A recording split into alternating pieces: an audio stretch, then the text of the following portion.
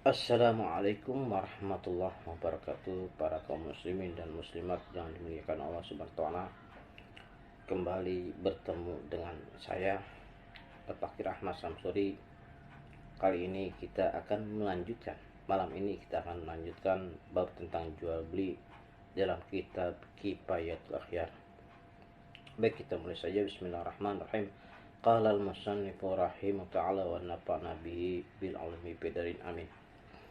Syekh Abu Suja berkata, wa yasihu bai'u kulli tahirin muntafa'in bihi namluk wa la yasihu bai'u ainin najisah wa ma la manfa'ata fi. Sah menjual segala sesuatu yang suci, bermanfaat dan dimiliki, dan tidak sah menjual barang yang najis dan barang yang tidak ada manfaatnya.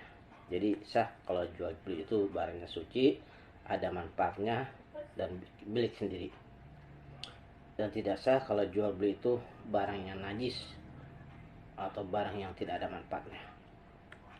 Ketahuilah bahwa barang yang dijual harus barang yang patut untuk diakadi atau dijual belikan maksudnya. Kepantasannya itu mempunyai 5 syarat. Yang pertama, barang itu hendaklah suci. Nah, yang kedua, barang itu hendaklah dapat dimanfaatkan. Yang ketiga, barang itu hendaklah dimiliki oleh orang yang berakad. Ya, ketiga syarat ini telah diatur oleh pengarang atau musannif. Yang keempat, berkuasa menyerahkan barang itu.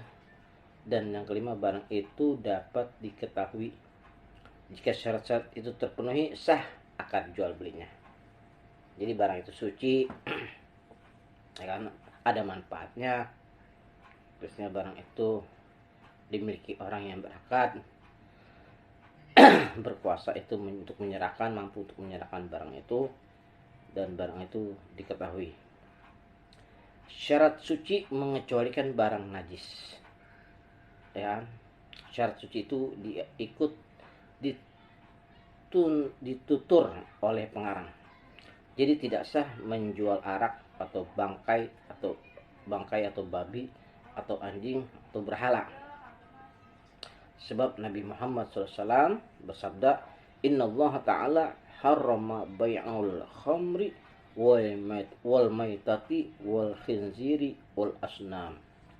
Sesungguhnya Allah Ta'ala mengharamkan jual beli itu pada arak, bangkai babi, dan berhala. Dan beliau juga meriwayatkan bahwa Rasulullah SAW melarang makan harta hasil penjualan anjing. Nabi melarang makan harta dari hasil penjualan anjing. Itulah. Karena barang itu najis, perjualbelikan. Cara menggunakan dalil ini bahwa di dalam 4 perkara tersebut ada manfaatnya. Masing-masing. Arak dapat memadamkan api, kan? Bangkai boleh dijadikan makanan binatang pemburu dan lemaknya untuk minyak lampu, atau minyak bangkai boleh dijadikan pengecat perahu agar tidak bocor. Anjing boleh dipakai untuk memburu atau menjaga rumah atau sawah. Oleh karena itu barang-barang tersebut ada manfaatnya, maka keharaman itu adalah dengan ilat atau sebab, maksudnya najis. Adapun benda yang terkena najis apabila dapat disucikan seperti pakaian dan lain sebagainya, sah menjualnya. Pakaian terkena najis, apabila dibersihin lagi maka sah menjualnya.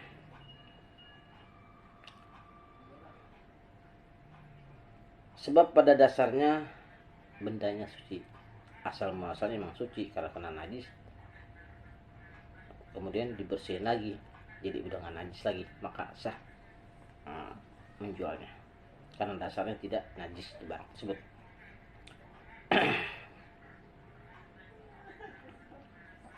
Kemudian, dan apabila tidak dapat disucikan, apabila barang tersebut tidak disucikan yang kena najis, itu maksudnya, seperti gula tetes atau air gula atau susu dan sebagainya, tidak sah menjualnya sebab barang tersebut rusak jika dicuci dan juga ada najisnya. Jadi barang suci nih, misalkan barang itu tidak bisa dicucikan, barangnya tadinya suci tapi karena najis tidak bisa dicucikan, seperti susu ya kan, tetes air gula karena kencing anjing misalkan atau babi, maka sulit untuk dibersihkan, maka tidak sah untuk dijual. Imam Nawawi menukil di dalam Syarah Al-Muhadzab bahwa ijma telah sepakat mengenai larangan jual beli pada barang najis. Ijma ulama telah melarang jual beli pada barang najis, kan jelas. Adapun minyak yang najis, semisal minyak goreng dan lain sebagainya, apakah boleh disucikan? Nah, dalam hal ini ada dua pendapat, kan? Misalnya minyak goreng, ya atau sebagainya, apakah boleh disucikan jika najis? Ada dua pendapat. Wajah yang sahih atau pendapat yang sahih, tidak boleh. Sebab pernah Rasulullah SAW ditanya berkenaan tikus yang mati di dalam minyak samin. Lalu beliau bersabda, in kana jamidan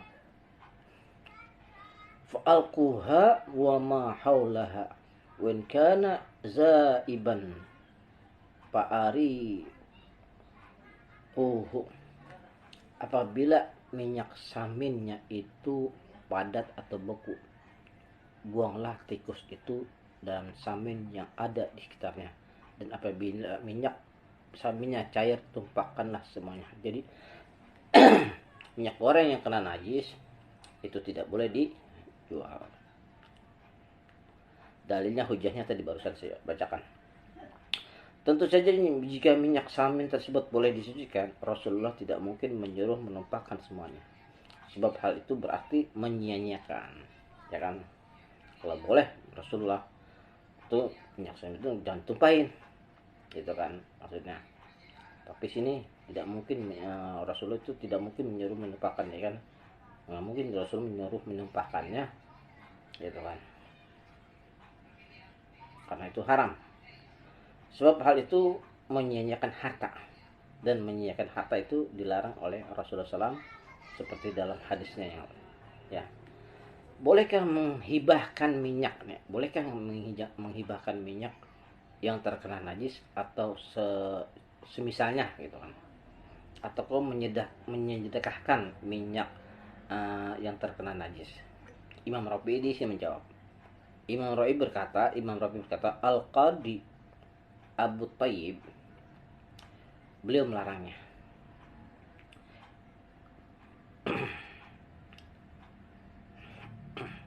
Imam Rafi berkata boleh diserupakan, ya kan? Boleh diserupakan. Khilaf atau perbedaan pendapat yang terdapat pada masalah menghibahkan anjing itu terdapat pada masalah menghibahkan minyak najis itu. Imam Nawawi berkata sebaiknya dipastikan sahnya bersedekah minyak yang terkena najis untuk dipakai buat lampu dan sebagainya.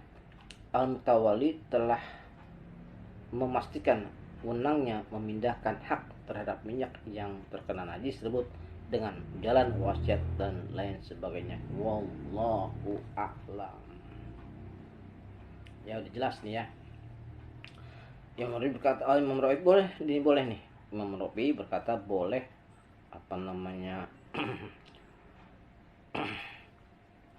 Imam Rabi berkata Al-Qadi Abu Thayyib, beliau melarangnya. Maksudnya gitu. Imam Rabi berkata bahwa boleh diserupakan. Boleh diserupakan. Kan? Bolehkah minyak itu menghibahkan minyak terang najis? Menurut Arabi di sini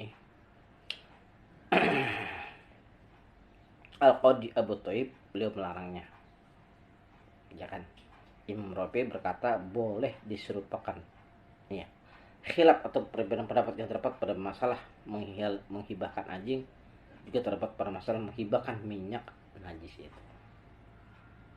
Tapi Imam Nawawi berkata sebaiknya dipastikan sahnya bersedekah minyak yang terkena najis untuk dipakai buat lampu aja, buat lampu dan sebagainya, penerangan lampu. Jadi menurut Imam Nawawi, lebih baik tuh minyak yang terkena najis itu dipakai buat menerangi lampu aja, kalau menurut Imam Nawawi. Syarat yang kedua, nah ini harus dapat dimanfaatkan, harus ada manfaatnya, mengecualikan barang yang tidak ada manfaatnya.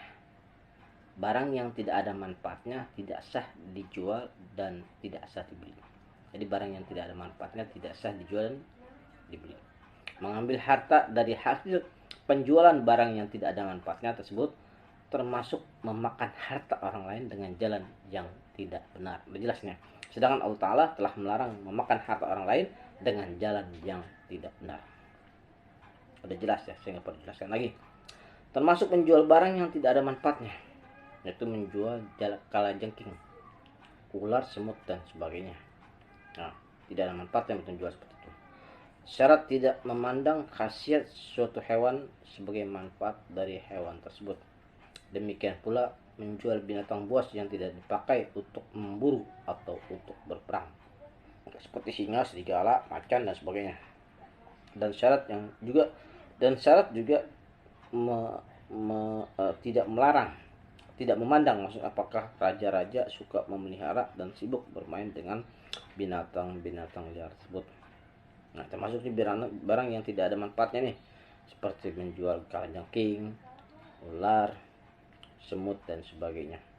Kan tidak memandang khasiat atau manfaat daripada hewan tersebut sebagai manfaat. Selanjutnya juga tidak boleh menjual burung gagak dan lain sebagainya. Tidak boleh menjual burung gagak dan sebagainya. Syarat tidak memandang bahwa bulu gagak dapat dipasang pada anak panah, karena bulu tersebut menjadi najis sebab terpisah dari badan gagak itu.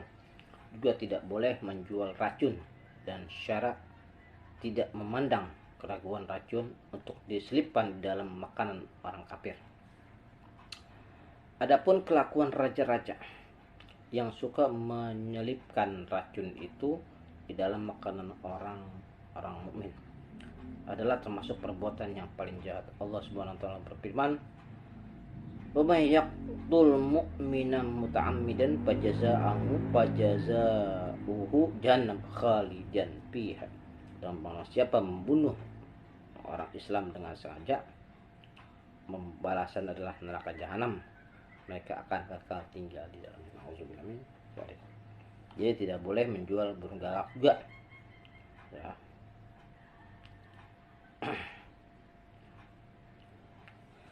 Tidak boleh menjual burung gagak dan lain sebagainya. Walaupun bulunya itu bisa dipasang buat anak panah. Itu kan ya. Baik, kita lanjutkan. Adapun alat-alat permainan yang dapat melupakan zikir kepada Allah apabila sudah dihancurkan tidak lagi disebut harta, seperti alat-alat yang terbuat dari kayu, maka menjual hukumnya batal karena menurut syara tidak ada lagi manfaatnya. Nah, alat-alat permainan yang dapat melupakan zikir kan kepada Allah Subhanahu wa taala itu tidak boleh. Ya. Walaupun sudah dihancurkan tidak lagi disebut harta. Ya, seperti alat-alat yang terbuat dari kayu, misalkan menjualnya menjadi batal karena menurut syara tidak ada lagi manfaatnya. Gitu kan. Jadi maksudnya apa ini? Maksudnya menjual alat permainan yang dapat melupakan zikir kepada Allah Subhanahu wa taala itu apabila teman itu setelah dipecah dan dihancurkan kan, masih dapat disebut harta, seperti alat yang terbuat dari perak, emas, ya kan. Demikian pula patung atau berhala ya yang terbuat dari perak atau emas. Menurut mazhab yang kuat tidak boleh dijual secara mutlak, tidak boleh. Dengan demikian mereka memberikan jawaban terhadap pendapat sebagian banyak ulama Syafi'i bahwa alat-alat main itu dapat dilihat Dari segi bentuknya merupakan alat yang berlaku maksiat dan tidak maksud lain selain untuk maksiat tersebut. Nah, apabila main alat-alat mainan itu ya, setelah dipecah-pecah atau dihancurin, kan masih disebut harta. Kenapa? Ya, seperti alat-alat yang terbuat dari perak, emas, kan. Demikian pula patung berhala yang terbuat dari emas atau perak, menurut mazhab yang kuat tidak boleh dijual secara mutlak. Tidak boleh dijual secara mutlak. Karena alat-alat mainan itu dilihat dari segi bentuknya dulu. Merupakan alat berlaku apakah untuk berlaku maksiat dan tidak maksud lain selain untuk bermaksiat, gitulah maksudnya.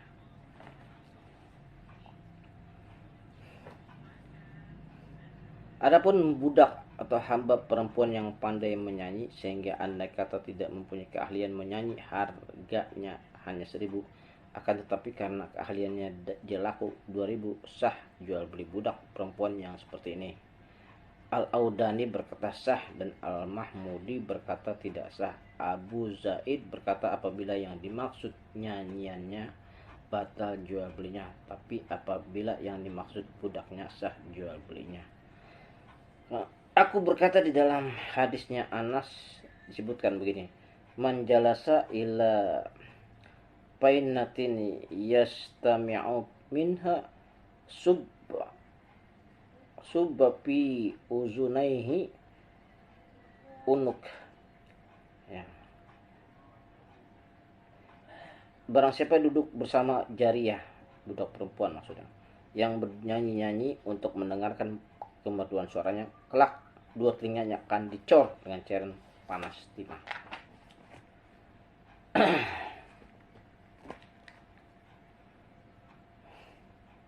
Kemudian dalam hadisnya Abu Hurairah dikatakan bahwa Rasulullah SAW bersabda, yumsahu unasun min ummati fi akhiriz zaman qiradatan wa khanazir.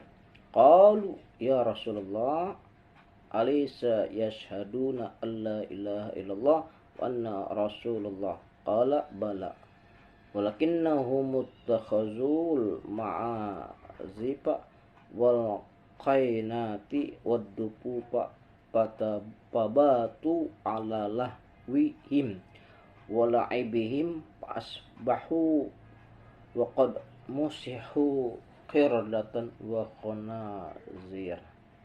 Kelak di akhir zaman ada segolongan manusia dari umatku yang wajahnya dihapus hingga menjadi seperti kerak atau babi. Para sahabat bertanya, bukankah mereka telah menyaksikan bahwa tidak ada Tuhan selain Allah, bahwa engkau adalah utusan Allah? Rasulullah menjawab, bahkan mereka telah mengakuinya. Akan tetapi mereka membuat alat-alat musik dan biduanita yang menyanyi-nyanyi dan mereka berbana. Semalam suntuk mereka berleha dan bermain-main, kemudian paginya wajahnya mereka sudah diganti menjadi kerak dan babi. Imam Bukhari juga meriwayatkan hadis semacam ini. Wallahu a'lam bishawab. Mudah-mudahan ini manfaatnya khususnya buat al-fakir dan umumnya para kaum muslimin dan muslimah. Apabila ada kalimat-kalimat saya kurang berkenan, kiranya mohon untuk diluruskan. Akhir kalam wabil taufiq. Assalamualaikum warahmatullahi wabarakatuh.